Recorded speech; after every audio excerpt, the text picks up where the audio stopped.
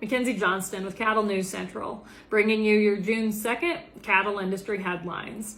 Brought to you by Ag Risk Advisors. They manage your risk so you can manage your operation. With the weather being unstable, there is no better time to look into coverage for your feed crops. The annual forage deadline is right around the corner. With their state-of-the-art technology and superb customer service, you can be confident that your policy is in good hands. Ag Risk Advisors, risks averted, legacies preserved.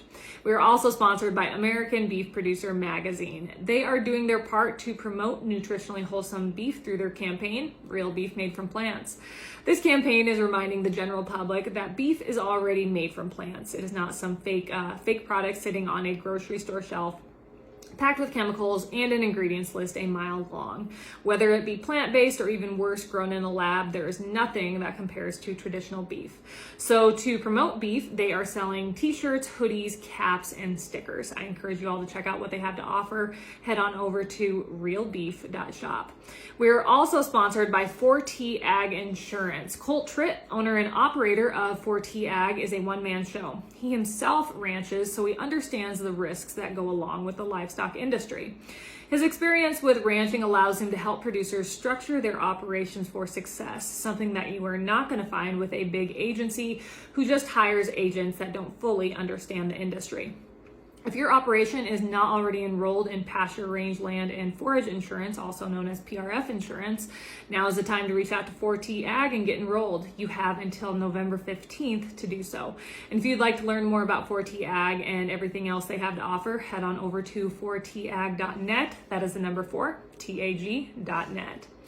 Kelly Loeffler, chair of Greater Georgia and a former U.S. Senator for Georgia, recently submitted an opinion editorial to the Washington Times explaining how President Biden truly does not understand the challenges that our domestic farmers and ranchers are experiencing. And this opinion editorial is phenomenal. Last week, President Biden visited Kankakee, Illinois, to speak to farmers about the various challenges that they are facing due to inflation, energy prices, supply chain issues, and the conflict in Ukraine. During his speech, President Biden called on those in agriculture to fill the gaps in the world's food supply, just like he called on the U.S. oil and gas industry to address soaring energy prices. Like he has done all throughout his presidency, Biden is once again throwing out excuses left and right and playing the blame game instead of addressing and correcting his administration's policies that have created today's problems for farmers and ranchers.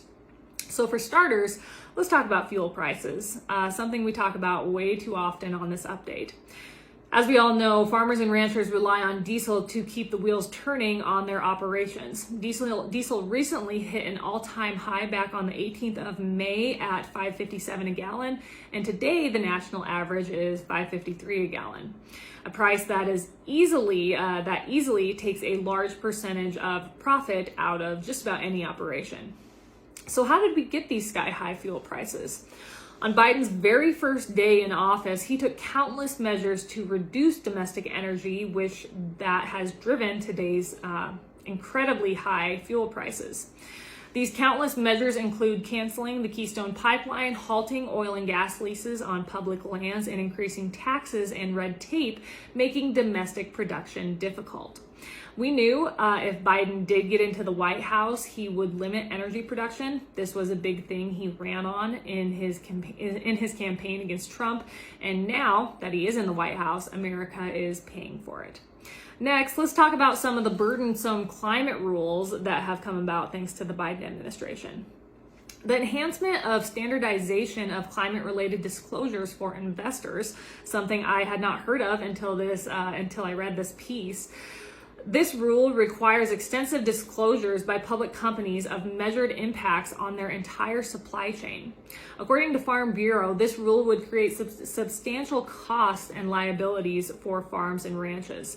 The ramifications of this rule could also impact farmers and ranchers' ability to produce food, fuel, and fiber for not only the U.S., but the whole world. Another notable rule that has been reinstated by Biden's EPA is the Waters of the U.S. rule, also known as Wotus, and we all know the impact that will have on all of our operations.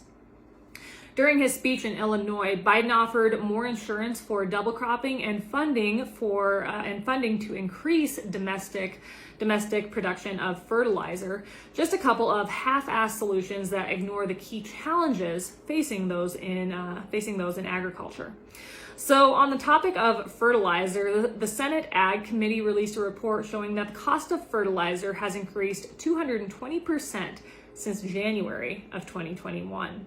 It is obvious that the cost of fertilizer is way out of line. It has even stopped some from buying the product. But nonetheless, Biden's administration stated 2 weeks ago that the high cost of fertilizer would quicken the transition to compost and manure, using the phrase, never let a crisis go to waste. So essentially, the Biden administration is using this fertilizer shortage to push their green agenda.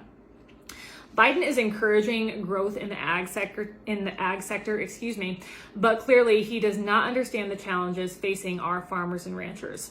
I just went over the impacts of fuel prices being so high, and then a couple of rules that are going to impact our industry, and then also fertilizer, how that is impacting our industry. But you and I both know I could sit here and I could talk for quite a while about other policies that he has put in place, other moves that he has put in place that are negatively impacting farmers and ranchers. We can talk about federal taxes, we can talk about trade agreements, we can talk about the border crisis. You name it. This administration has put in countless policies. They have established these policies that are negatively impacting domestic agriculture. And it's not just domestic agriculture, it is America as a whole. If Biden really wanted to help American farmers and ranchers, he would quit letting the left influence his regulatory agenda and ease regulatory expansion on farmers and ranchers. This administration also needs to end their war on domestic energy. Pipelines need to be restarted, oil and gas leases and permits on federal lands need to be reopened, and taxes and red tape both need to be reduced in order to lower energy costs. This update is also sponsored by Circle 5 Cow School. If you are wanting to learn how to preg check your own cows or start AIing, Circle 5 Cow School is definitely the way to go. Almost every week they are hosting classes somewhere between Texas and Tennessee. If you want to check out their schedule, head on over to circle5cowschool.com. That is the number 5 in there, or you can go ahead and just give them a follow on Facebook. Drovers has reported on Wednesday, Ag Secretary Tom Vilsack announced a $2 billion package aimed at transforming the U.S. food system by improving supply chains and addressing issues exposed during the pandemic.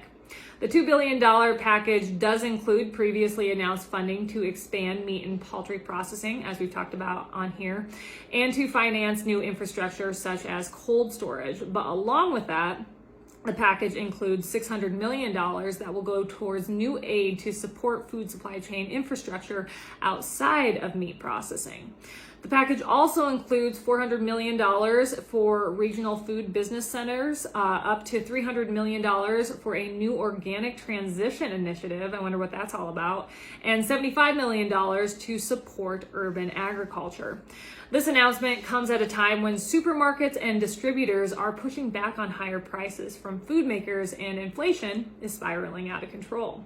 According to the Wall Street Journal, Kroger and other grocery store chains have begun asking brands to prove why higher prices are necessary before accepting goods, and warning manufacturers that they will stop carrying goods if food companies won't negotiate prices. For months, retailers have been passing prices on to consumers, and shopper demand has remained strong. However, with inflation having more of an impact on consumer spending, consumers are starting to change their buying habits and looking at ways to stretch their dollar. Finally, Meeting Place has reported in its second quarter earnings report, Sanderson Farms posted a net income of $321.2 million. That is up from $96.9 million in the second quarter of 2021. So their net income more than tripled in the last year, just in the second quarter. Sanderson Farms is the third largest poultry producer here in the U.S., and the chicken giant produces 13.65 million chickens per week. The company cited a 33.6% increase in the average selling price for its products as fueling the gain in net profits, despite a 14.1% increase in feed cost per pound of broilers processed. Sanderson Farms was acquired by Cargill and Continental Grain last year for $4.5 billion. That acquisition is expected to be complete in the coming months. That is all I have for you guys this morning, and that is all I have for you guys this week. I hope you all have a wonderful weekend. Enjoy this gorgeous weather that we are having. I will catch you next week.